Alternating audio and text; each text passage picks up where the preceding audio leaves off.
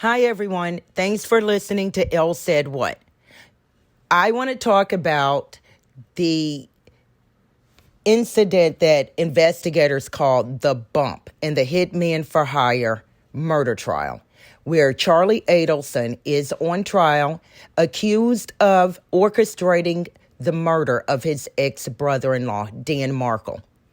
Investigators said that they chose to approach Donna Adelson, Charlie's mother, because they noticed that phone calls between the suspects would start with Donna Adelson to her son Charlie, Charlie to Katie McBonawa, his now ex-girlfriend, and Katie McBonawa to her on-again, off-again boyfriend, Sigfredo Garcia. So by now, Dan Markle has been dead almost 2 years, and police have these suspects wiretapped. And the way that these calls are interpreted, in my opinion, depends on if you believe Charlie and Donna Adelson know that they're possibly being wiretapped, that police are listening in on their phone calls. So keep that in mind as I talk about these 4 phone calls. So the bearded man approaches Donna Adelson, and he calls her by name. She's outside of her condo. She's on her way across the street to pick up her 2 grandsons from elementary school. And you can't get any closer to your grandchildren if they're going to school literally across the street from where you live. So this bearded man says, Donna Adelson. And she responds normally, kind of with a start and a giggle. Woo, she says, you scared me. And Donna is at first all smiles. And this bearded man says to her, I know that you've been taking good care of Katie. And my brother Luis is in a bad way. And I just want to make sure that you take care of Luis the way that you're taking care of Katie. And Donna says something inaudible, but she doesn't have the normal tone and cadence as she did when this man first called out her name. And the man says to Donna, this will explain everything. And he hands Donna Adelson an envelope. States Exhibit number 78. Now, we all know that inside of that envelope is a news article about slain FSU professor Dan Markle and a demand for $5,000. And just as investigators predicted, Donna Adelson phoned her son Charlie. And Donna Adelson tells Charlie that a man approached her on the street, and she tells him that this man handed her paperwork. And Charlie is very curious about who this man is. And he says, does it involve me? Does it involve the 2 of us? And Donna says it involves the 2 of us. And she says, let's not talk about it on the phone. You know, can you stop by when you get off work or when you're free? And Charlie says, you know what? How about I stop by tomorrow? I have the day off. And so Charlie and Donna talk about it. And Donna wants to make sure. She says, I don't want to worry Dad. And Charlie says, no. Don't tell Dad anything. So they make sure that Charlie, when he stops by the next day, is after Harvey Adelson has left the house for the day. And so this call lasts a little over 5 minutes. And in less than 30 minutes, Charlie calls his mother back. And Charlie, you know, he jokes, is it about my son pass? You know, I'm just kidding. And he says, is it another bad Yelp review? And he says, you know, people can write and say whatever they want. People can say you're a bad dentist, but that doesn't mean you're a bad dentist. Now, I'm a little cynical. I think that's coded language. I don't know. What do you guys think? Do you think that's coded language? And so, you know, Charlie says, well, you know, since I have the day off, we can walk on the beach. You know, we can go to dinner. And he asks his mother, should I bring cash? And his mother says, well, yeah, I think it's a good idea to bring cash if you're going to take me to dinner. I don't know about you all, but I don't have to have cash to go out to dinner. And so Charlie is, wanting to know between Donna calling him and this first phone call back, is it the IRS? Charlie does have some issues, allegedly, with his taxes. And, is it the IRS? Charlie's trying to figure out, is it a process server? He says, because, the IRS is pretty obvious. And Donna, says, no, it's not the IRS. And so Charlie comes out with it. It's somebody blackmailing you. And Donna says, maybe. Right. And Charlie's like, is this a whack job?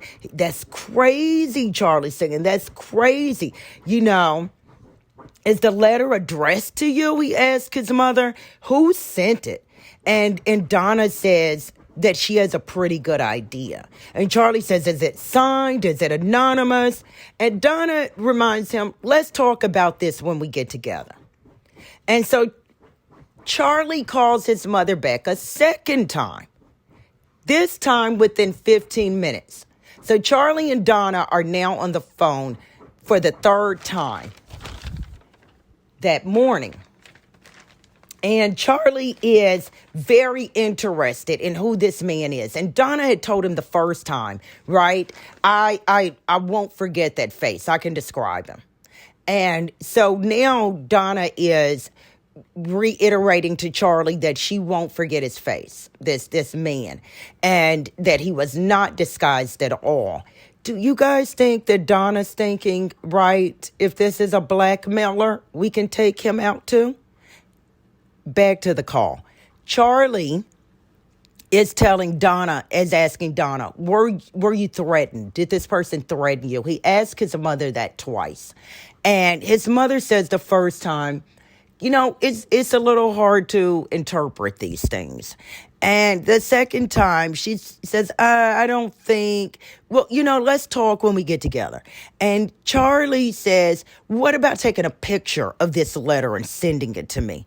And Donna very clearly states, no. And Charlie wants to know, how long is the letter? And it was this guy, was he black? Is this guy white? Is he Hispanic? Donna says no. But remember, Donna reminds Charlie, I know exactly what he looks like. I remember what he looks like. And so Charlie says to his mother more than once, if you are being threatened, if this is a blackmailer, if this is serious, I'm going to recommend going to the police. And that the defense says that the bump, the wiretap, when Donna was approached, will prove Charlie's innocence. And I say it depends on whether or not one believes that Charlie suspects that he's being wiretapped. Because if he knows that he's been wiretapped or he suspects he's been wiretapped, then this is performative. You know what I mean? And ultimately, no one goes to the police. And so in the last call that Charlie makes to his mother, he says, did this guy, do they want something? And Donna says something to him that I couldn't catch. She said 5 written on the paper. And Charlie says, wow, that's effing crazy. The TV was about 5 and they ask you for $5,000. Here we go with this TV again. So Charlie says to Donna, don't talk about this in the apartment. And so Donna is telling Charlie, listen, let's just talk in person. Charlie now tells Donna, don't talk about this in the apartment. To me, that is indicative that Charlie and Donna believe that their phones are wiretapped and that possibly Donna's apartment is wiretapped. And even though this undercover officer mentioned Charlie's ex-girlfriend, he mentioned Katie by name, Donna only says ex-girlfriend. And who does Charlie call? He calls Katie McBonawa after he gets off the phone with his mother the second time. Well, the third time, actually. And he calls Katie McBonawa. And Charlie says, well, my mother was approached on the street. And Katie's like, what? What? That's crazy. Is somebody stalking your mom? And Charlie says, I don't know, but this guy approached my mom on the street. And depending on what the whole story is, Katie, I may want to see you tomorrow. Now, the one thing I can tell you is we hear genuine surprise from Charlie when Donna calls him and tells him about the approach. And we hear genuine surprise from Katie when Charlie calls and tells Katie about the approach, because neither of them know that this is an undercover officer. And according to Charlie, Katie is actually trying to extort him, but that'll come later. So what do you guys think about the bump? I think it depends on whether or not the jury believes that Charlie Adelson knew that he was being wiretapped, and then therefore saying, call the police and all of that. If it's a threat, then that's performative, right? And I do find the call highly suspicious because, somebody demands $5,000 for me. They approach me on the street and I open it up and it is my murdered ex-son-in-law's photo that I'm looking at. I'm calling the cops. But then again, I'm not a killer.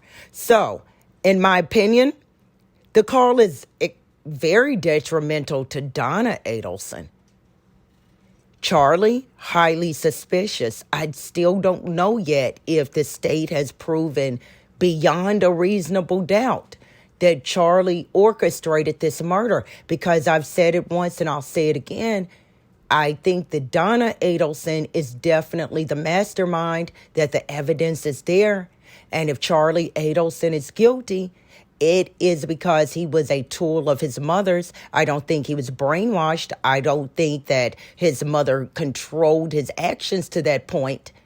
I think it's what Katie said. Charlie thinks he's untouchable. But I do think the driving force behind this murder is Donna Adelson. Like, share, leave a comment if you enjoyed the video. And I especially love to hear what you guys think. Is the wiretap, is the bump detrimental to Charlie Adelson, Donna Adelson, both, or neither?